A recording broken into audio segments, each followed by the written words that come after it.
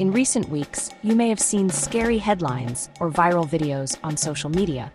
Many of these posts claim that the United States is sending a massive army, specifically 30,000 U.S. Marines, to the Persian Gulf to prepare for a major conflict with Iran. These numbers sound huge and can cause a lot of worry around the world. People might think that a large-scale war is about to begin at any moment. The language used in these reports is often dramatic, talking about an unstoppable force swarming the region. It is very important to look at these claims carefully and ask where this information is coming from, because often the reality is much different from the rumor. The truth is that while the United States has increased its military presence in the Middle East, the numbers being shared online are greatly exaggerated. The idea of 30,000 Marines arriving all at once is simply not happening. A deployment of that size would be one of the largest military movements in years and would require public announcements from the Pentagon that we have not seen. It would involve nearly 20% of the entire active Marine Corps. Instead, what we are witnessing is a more strategic and measured buildup of forces designed to send a strong message of deterrence to Iran rather than to launch an immediate, full-scale invasion. Understanding the difference between a real, planned military operation and sensational online content is key. The number 30,000 likely comes from a misunderstanding or a deliberate attempt to create fear and get more clicks and shares. Sometimes, people mix up the total number of American personnel in an entire region with a new deployment. For example, there are thousands of U.S. troops already stationed across the Middle East at various bases. Viral videos might add these existing numbers to the new arrivals to create a much larger, more frightening total that is not accurate. Always be skeptical of big round numbers that appear without an official source. So, what is the real story behind this military activity? As of late January 2026, the United States is indeed moving significant naval and air power toward the Persian Gulf. This is a serious development, and it does raise the level of tension with Iran. However, the forces involved are specific units with clear missions. These are not the first steps of a ground invasion, but are instead powerful tools of diplomacy and military pressure. By looking at the actual ships, planes, and personnel involved, we can get a much clearer picture of what is happening and why these actions are being taken now, separate from the fear-mongering headlines. The centerpiece of the American naval buildup is the USS Abraham Lincoln Carrier Strike Group. This powerful group of warships has recently entered the Gulf of Oman just outside the strategically important Strait of Hormuz. A carrier strike group is not just one ship, it is a small fleet. It includes the aircraft carrier itself, which carries dozens of advanced fighter jets like the F-35C and F/A-18 Super Hornet. It is also protected by a squadron of destroyers, such as the USS Michael Murphy and USS Spruance, which are armed with Tomahawk cruise missiles. This single group gives the U.S. military immense firepower and the ability to project power over a large area. In addition to the carrier group, the U.S. has also deployed other important military assets. In the air, a bomber task force made up of long-range B-52 Stratofortress bombers has arrived at Al Udeid Air Base in Qatar. These huge planes are capable of carrying a massive payload of bombs and missiles and can fly patrols over the Persian Gulf for long periods. They are supported by a dozen F-15E Strike Eagle fighter jets and a large number of refueling tankers, like the KC-135, which allow these planes to stay in the air longer. Reconnaissance drones are also monitoring the area, giving commanders a constant stream of information. When we look at ground forces, the numbers are far from the 30,000 Marines rumor. The entire Al Udeid Air Base in Qatar, which is a major hub for U.S. operations, hosts about 10,000 personnel from all branches of the military combined: the Air Force, Army, Navy, and Marines.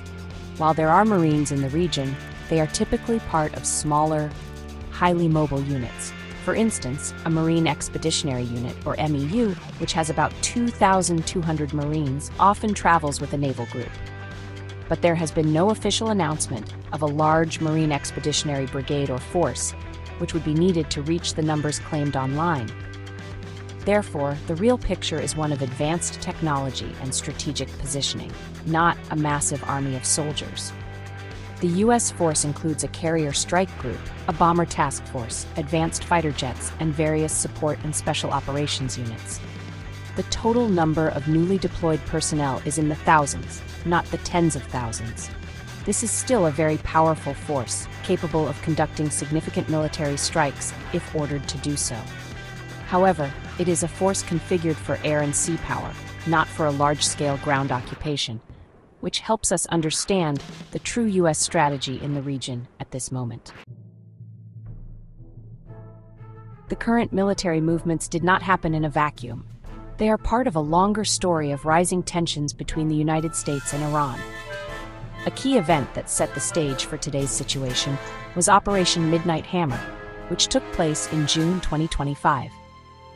During that operation, American B-52 stealth bombers carried out targeted strikes against Iran's nuclear facilities at Natanz and Fordo, using powerful bunker-buster bombs. This was a major escalation and demonstrated that the U.S. was willing to use direct military force to stop Iran's nuclear program. The memory of that attack is fresh in the minds of leaders in both Washington and Tehran. Adding to the tension, the current White House administration has taken a very public and aggressive stance toward Iran. President Trump has spoken openly about sending an armada to the Gulf. He has also linked potential U.S. military action to the ongoing domestic protests inside Iran, suggesting that America might intervene to come to their rescue. This kind of language makes the situation much more unpredictable. At the same time, the U.S. Treasury Department has imposed new sanctions on Iranian oil tankers, stating the goal is to cut off funding for the regime and support the peaceful protesters. These actions are seen by the U.S. government as a form of maximum pressure. The idea is to use a combination of economic pain and military deterrence to force Iran to change its behavior, both at home and across the Middle East. By positioning an aircraft carrier and long-range bombers near Iran, the Pentagon is sending a clear signal. The U.S. has the ability to strike again, and with great force, if it chooses to. This military posturing is a form of communication, telling Iran that its actions have consequences and that the U.S. is watching very closely. However, this strategy is very risky. While the U.S. may see its actions as a deterrent, Iran could see them as a direct threat and a prelude to another attack. This creates a dangerous cycle where each side feels it must act tough to avoid looking weak, increasing the chances of a miscalculation. A small incident in the crowded waters of the Persian Gulf, like a confrontation between ships, could quickly spiral into a larger conflict. This is why, even though the 30,000 Marines rumor is false, the situation remains extremely serious and requires careful attention from the international community. In response to the American military buildup, Iran has been taking defensive measures and issuing strong warnings of its own. The Iranian military has placed its air defense systems on high alert, particularly around its nuclear sites and major cities. They are actively tracking the movements of the USS Abraham Lincoln and other American warships in the region. Iranian state media has shown footage of their own naval vessels monitoring U.S. ships, sending a message that they are not intimidated and are prepared to defend their territory. This is a classic response, designed to show strength to both a domestic and an international audience. Publicly, Iranian officials have pushed back against the American narrative. For instance, when President Trump claimed that his pressure had convinced Iran to spare the lives of 800 prisoners, an Iranian prosecutor quickly denied it, calling the statement false. This is part of a broader information war, where both sides are trying to control the story. Iran wants to show its people that the government is strong and not bowing to American demands. By increasing its military readiness and issuing defiant statements, Iran is signaling that any attack on its soil will come at a very high cost for the United States. Looking ahead, the situation remains tense and unpredictable, even if a massive ground war is not imminent. The most important area to watch is the Strait of Hormuz. It is a narrow waterway through which a large portion of the world's oil supply travels. Any incident in this strait, whether accidental or intentional, could have immediate global consequences. a confrontation between US and Iranian naval vessels, or any attempt by Iran to disrupt shipping, could be the spark that ignites a wider conflict. This is why the presence of so many warships in such a small area is a major cause for concern. In conclusion, while you should not believe the exaggerated headlines about 30,000 Marines, you should also not ignore the seriousness of the situation. The US has deployed a powerful force, and Iran is responding with defiance. The best thing to do is to follow credible news sources that rely on verified facts, not on sensational rumors. Pay attention to official statements from both governments and watch for any escalation in the Strait of Hormuz.